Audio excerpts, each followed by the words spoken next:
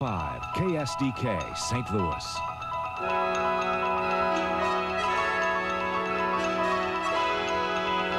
And now, Channel 5 Eyewitness News Weekend Report.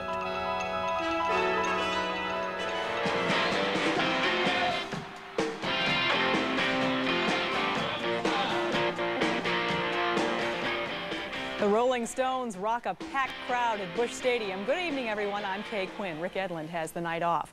The concert is still going at this hour. It's the first Stones tour in 7 years. Channel 5's Julie Carey and J.C. Corcoran are at the concert and join us now live. Julie and J.C., what's going on? Well, if all you wanted to do was hear the concert, you'd have a pretty good seat right out here. It is loud, and you can still hear the Stones playing inside. And as you can see from the rocking van, there are a lot of people outside here listening to the Stones. I think the most amazing thing for me about this is to think that the Stones first played in St. Louis all the way back in 1966, 2 decades ago, and they only played before a couple thousand people in Kiel. I think the most surprising thing is that we're still on top of this truck, but, you know, life goes on.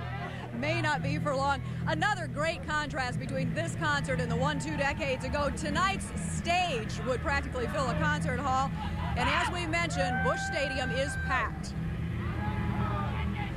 It was the marquee Stones fans have waited to see for 8 long years, since the band's last concert here in 1981. This reunion tour will earn the Stones the biggest touring contract ever, $70 million plus. Promoters are counting on souvenir sales for a sizable chunk of that revenue.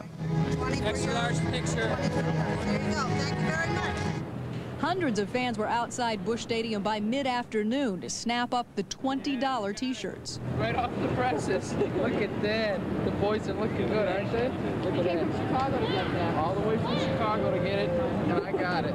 Inside, hours later, Busch was full of fans of all ages. Many viewed it as a last chance. I've always wanted to see them. I'll probably never get a chance to see them again. Well, this is the first time we've seen the Stones. We always like to give youngsters a hand by buying tickets. Other diehard Stones fans traveled miles to get here. Palm Springs. I came here from staying with friends in St. Louis to see the show. Yeah, I couldn't get tickets in L.A. There's just no way. It's sold out too fast. There's too many people trying to go. But whether they'd seen the band one time or 10, expectations were high. A great, great, great, stupendous show. I mean, just in the setup, it looks like it's going to be great. And now we've seen more than just the setup. As she said, she expected a great, great show. I doubt if many inside are dissatisfied. Well, you know, you got to wonder whether or not when Mick Jagger 20 or 25 years ago was singing songs like Satisfaction and Let's Spend the Night Together and Play with Fire, whether he knew that 20 or 25 years later, fans in St. Louis would be paying $30 a pop to hear him sing those songs again. Anyhow, the concert is still going. They got a long way to go tonight here at Busch Stadium. And just a short time ago, here's what it looked like and sounded like inside.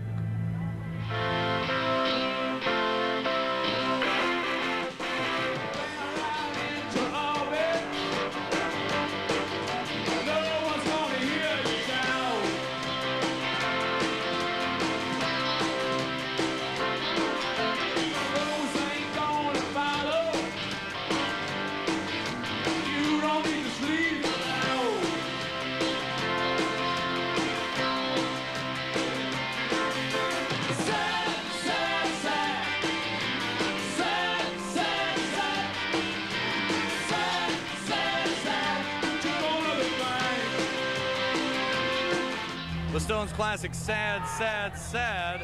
I'll tell you, on some of the newer stuff, Mick Jagger seemed to be the most animated. Some of the new songs from Steel Wheels, the place was just going crazy. I'll tell you, on the Stones classic, Honky Tonk Woman, the crowd just about went crazy because off to either side of the stage, 2 giant 50-foot-tall inflatable women opened up, and the place, as we said, just about went crazy. Anyhow, the Stones will be playing for quite a while yet. Got a lot more rock and roll here at Busch Stadium before it's all over. The Who about a month ago and the Rolling Stones tonight. Reporting live from Busch Stadium where the place is rocking my eyes out. J.C. Corcoran, Channel 5 Eyewitness News. All right. Thank you, J.C. and Julie. In other news tonight,